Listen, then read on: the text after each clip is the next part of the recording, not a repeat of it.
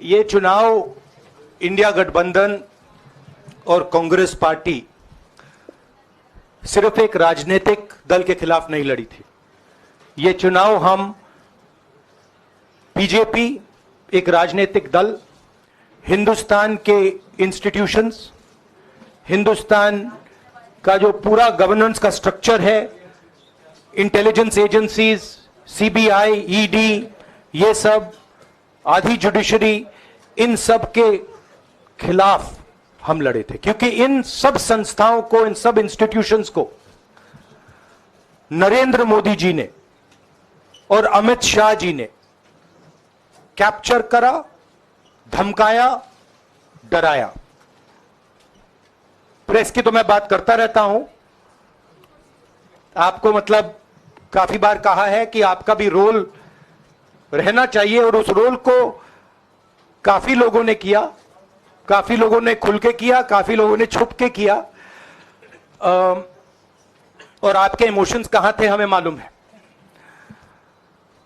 लड़ाई संविधान को बचाने की थी, कॉन्स्टिट्यूशन को बचाने की थी।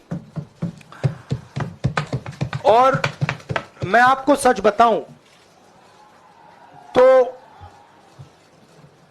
मेरे माइंड में था पहले से, जब इन्होंने हमारा बैंक अकाउंट कैंसिल किया, जब चीफ मिनिस्टर्स को जेल में डाला, पार्टियां तोड़ी, मेरे माइंड में था कि हिंदुस्तान की जनता अपने संविधान के लिए एक साथ खड़ी होकर लड़ जाएगी, और यह सच साबित हुआ।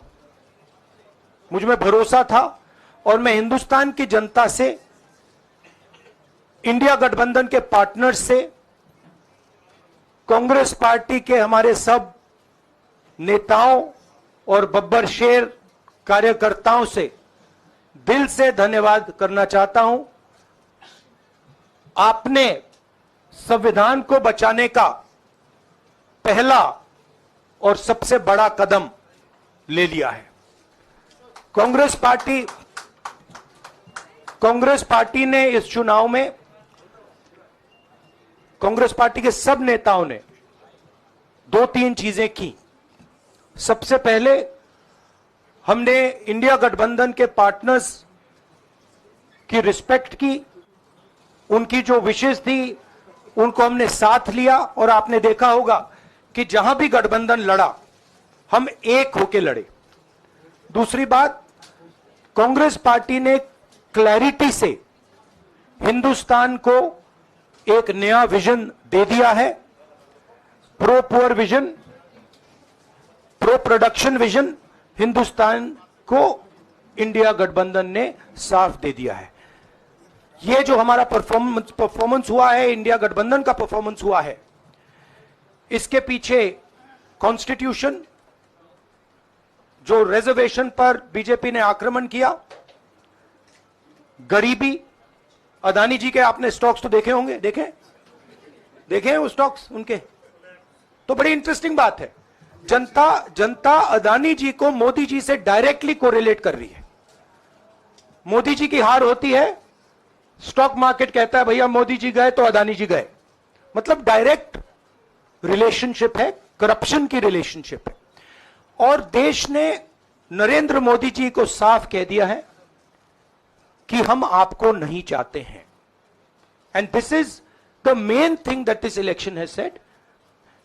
The country has unanimously and clearly stated, we do not want Mr. Narendra Modi and Mr. Amit Shah to be involved in the running of this country. We do not like the way they have run this country. We do not appreciate the way they have attacked the constitution. We do not appreciate the way they have run this country for the last 10 years. So that is a huge message to Mr. Narendra Modi. I'd like to thank everybody who has participated in this election. I am extremely proud of the people of India.